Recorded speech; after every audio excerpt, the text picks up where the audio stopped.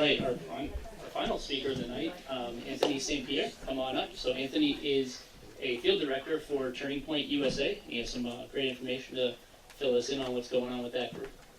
Thank you, All right, how's it going? My name's Anthony St. Pierre. I'm the upstate field rep for Turning Point USA. So with that, my territory covers upstate New York, Vermont, western Massachusetts, and northern Connecticut.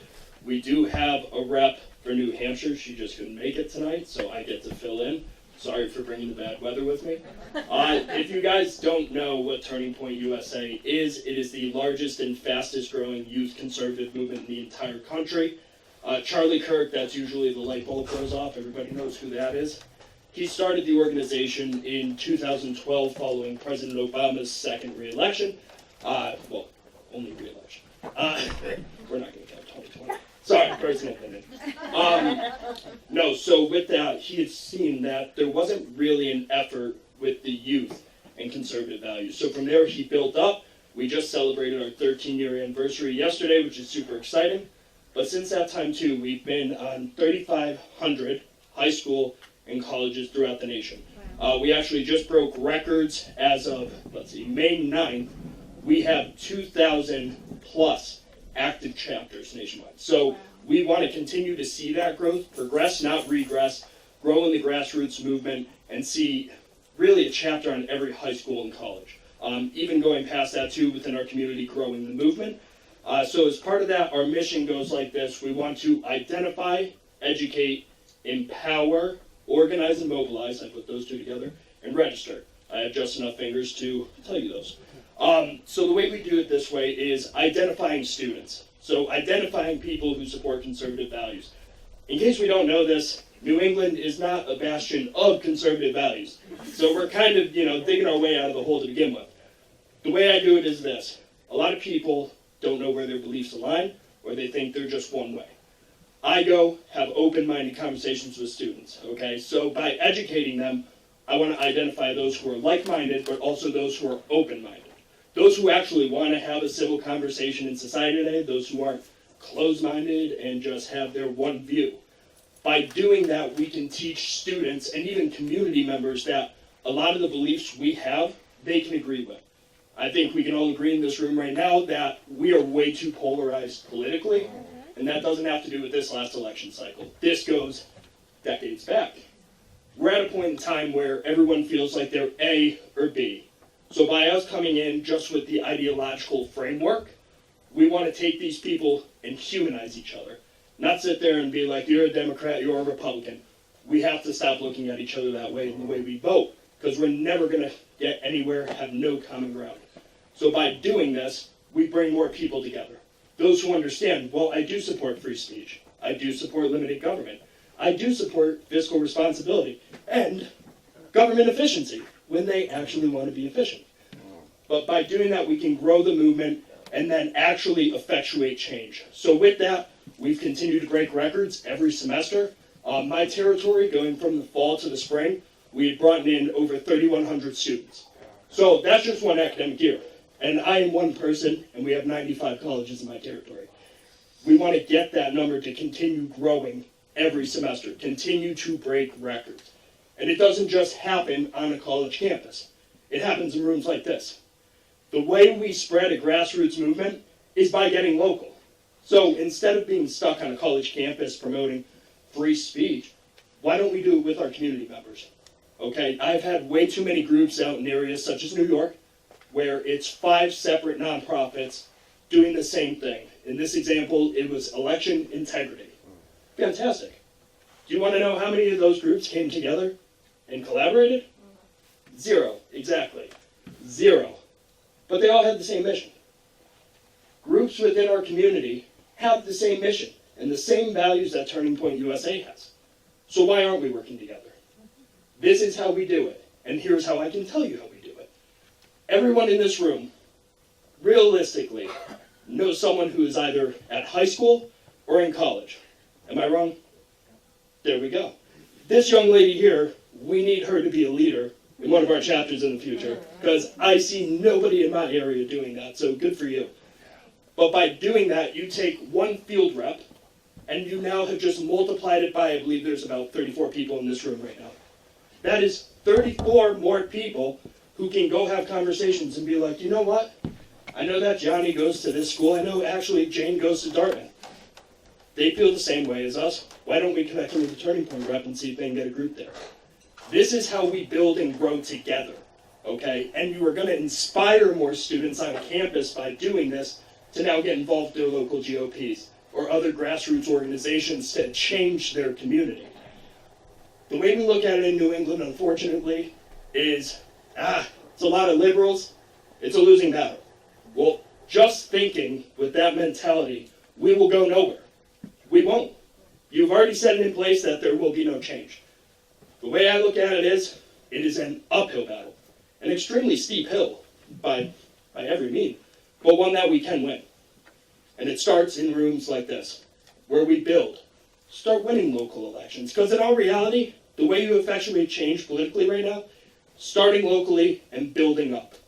And we need to promote that going into the next year with 2026. Understandably, not a presidential election, but we need to bring enthusiasm. And I'm not going to go into the rant politically, because I'll do that when I'm off the clock. But no, we need the excitement. We need the enthusiasm. Any momentum that Turning Point USA has right now, we're not going to stop. Because the moment we stop is when we start losing. And we are not here to lose, we are here to win. There's a certain president that says we're in the golden age of America. I like to think that we are in the golden age of the Northeast. So with my role particularly too, there's one Bible verse that has really pushed me to keep going every day. It's Proverbs 22:6. And this is part of the reasons that the man upstairs got me this position and has me teaching the next generation of leaders. Don't judge me if I get it wrong. I am not a pastor. So the way it goes is lead a child up in your ways when they're young, and when they're old, they will never depart from it. Us teaching conservative values on campus to the next generation of leaders will show them that these values are extremely important, and that if you live by them, you will have real change, and you won't depart from them. So us in this room now looking at it as, it's a lot of liberals. Maybe in 20 years, we'll look at it and say, it's actually a decent amount of conservatives in New England. So, like I said before, everyone here can have change, make change happen, and hopefully I get a chance to work with more of you. We do have stuff on the table here, little goodie bag and stuff, and conference promotion materials, but I'm going to be here after this is over, so feel free to talk to me. Thank you for your time, and I'm excited to see this movement keep going. So I'll take questions. Oh, go with you first. Yeah. When are you going to Southern New Hampshire University? So that would be our New England rep. I don't know if she's been there. I have a feeling she has been. Who is our New England rep? Her name is Vega Stamici. Yes, and if anyone needs information, I got New you. rep coming, so. Yeah, so she's finishing out the spring here. But if anyone did want to know about our current chapters in New Hampshire, she'd be the one to contact. When the new rep does come in, we'll make sure to notify anyone who is interested in connecting. Yeah, again, I think I mentioned it earlier, is the local cable access channels around the state, and if you could get some good leaders in each of those areas from those universities. A lot of times colleges have a communications classes they actually teach, so those will be good ones for you to look to recruit, because they have that background, and that's the area which they want to learn. So if you could educate them, and then they can see what they can do on their end. Right. Oh yeah, I 100% agree with that. And even that's something with us reps we want to also be doing, is getting on those cable shows, the podcast, any way to help expand our voice out here. I'm a very strong advocate of meetings like this and being able to speak with these types of groups, so 100%. Yeah. So within your field area, where is the level of enthusiasm highest right now, would you say? In regard to like just... In regard to Turning Point expanding, in regard to just young people and conservatism in general, or a combination of both? Yeah, that's a good question. So a lot of people asked when I first started in the position is, well, how do you do it? There can't be a single person on the campus that supports what you're doing. You'd be surprised. It actually is positive. So you have a lot of the keyboard warriors, as we all know, who will say what they have to say behind the screen or yell as they're walking by on the campus, but the majority of people who come up to our tables and have a conversation, it's all positive. You're going to have those who disagree, but you want to know what? That's being civil and talking. And a really good example of this, everywhere I go, I tell this story. UMass Amherst, if anyone knows where that is in Massachusetts, I saw some, wide eyes there. Yeah, it's a rough one. So there was a night we were promoting a speaker, Will Witt. He was with Prager University. He came to campus and did a speaking event. So there was a night the vice president of the chapter and I were standing out there. We weren't smart. We stayed out after 4:30, and in the fall after 4:30, it gets dark. We had 3 individuals, 2 females and a male, walk over to the table, initially showing enthusiasm, and then the male counterpart said, well, you know what? I tried applying, but I wouldn't get my white hood in time. So he referred to us as KKK members, and then that's when it started, the yelling. One of the females said that we were worse than the scum at the bottom of the pond on campus. That was hilarious. I laughed. I thought that was a great joke. Here's the thing. When they finished yelling, we actually talked. And we talked for an hour. The best part is they apologized to us. Because they assumed walking up to the table what we were going to say. So we had the conversations, and they're like, oh, you're actually not that bad. Right, because we support your right to say what you're saying. We don't agree with it, but we support your right to say it. That on campus is starting to drop. So more people are coming up optimistic rather than pessimistic. Yeah. Oh, God. What made you want to do this? Oh, okay. So I've always been interested in politics, and I went to college. Anyone who feels college is a scam, I agree with you in some aspects there. I had done criminal justice and political science, and the career I was going for didn't happen. And so I prayed. And there was an opportunity. I reached out to Turning Point, and they gave me some options, not in the area, to get a job. And I thought about it, and I prayed to God, and I said, look, I don't need you to give me anything. I just need you to show me the way. The next morning, I went on LinkedIn. I barely use LinkedIn. And I followed Turning Point USA. The first job that popped up is the one I have right now, which was in my area. So some people say, well, you decided to do this and that. I didn't decide it. I was given this opportunity by God, and it's something that I've grown with and will continue to do because I know it's helping other people. So I hope that answers the question. Good. Yeah, so you said you represent Western Massachusetts, Yep. right? Where does Western start for you? Because I actually live in Massachusetts, and today, yes, don't laugh, today I was with many of the, I call them kids that I work with, and they're all college students. They are so open-minded right now, and I was just telling him on the way up here, they just don't know where they belong, but Right. they're ready for something, so it was really refreshing to hear that. But what do you represent, I suppose, like from where to where? Yeah, so I go, if you cut Worcester, Yep. right down, I cover everything west. So So, part of Worcester? I'm in Lunenburg. I don't know if you're familiar with that. It's right over the border from New Hampshire. It's in Worcester County, so oh yeah, then it'd I be think cool I- to link up. Oh, absolutely, yeah, and that's the thing too. Some people think automatically that, oh, well, Turning Point USA, you must be the Trump people, Republicans. I'm like, no, it's conservative, it's ideological. Mm-hmm. So again, we've removed that framework where it's you're either A or B, Right. and just focus on the beliefs. Because I'm going to be honest, between you and me, we've had 2 completely different lives.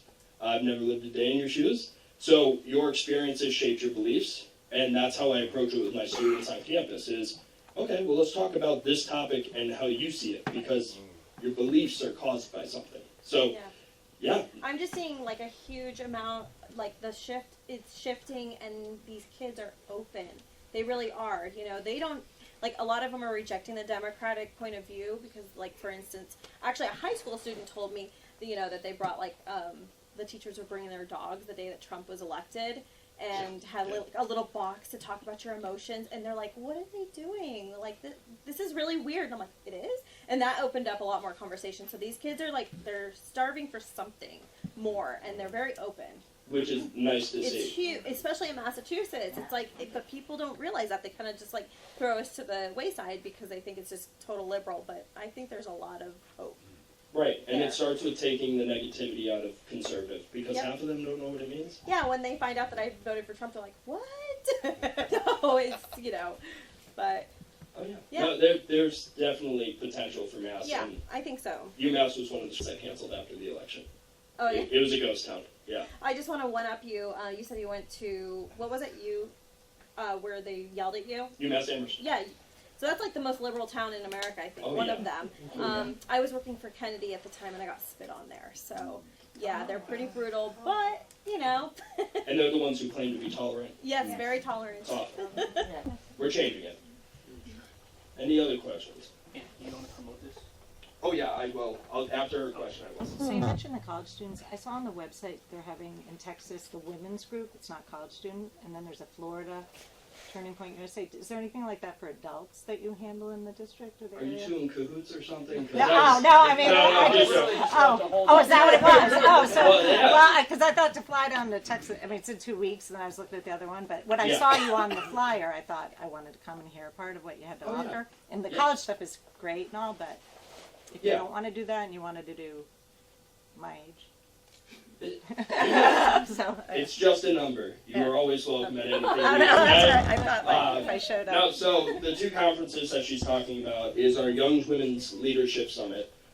That is taking place next week. Here, this one over here. So that one is our all-female conference in Dallas. So that is open to the public. No, but I just didn't know if you had a Northeast one and it was coming and not on the website. The yet. closest Northeast one is our Student Action Summit, Oh, which so is it in is. July. Oh, okay. But I will drop something here. It's not official yet, but the past Student Action Summits we had, the 45th and 47th president has spoken at those, though it is not confirmed yet, and I cannot confirm any of that. There's always a possibility. Never know. But these are huge conferences to meet like-minded people from around the country, and especially out here in New England. It's very refreshing to get away and meet people who agree with you. So those are very big events. We have another huge one in December every Ben year. Carson's at it. Yeah, it looked Yeah, like the Ben lineup, Carson, we so- just announced more. Laura Ingram actually just got announced yesterday for that one too, so they should be fun. But anyone who has questions about that after, by all means, I can answer to the best of my ability. But it's a good question. You can also talk to the speakers after the event as well, though most of them will hang around and give you some time. Yeah. So, all right, Anthony, thank you so much. Thank you very much. Thank you.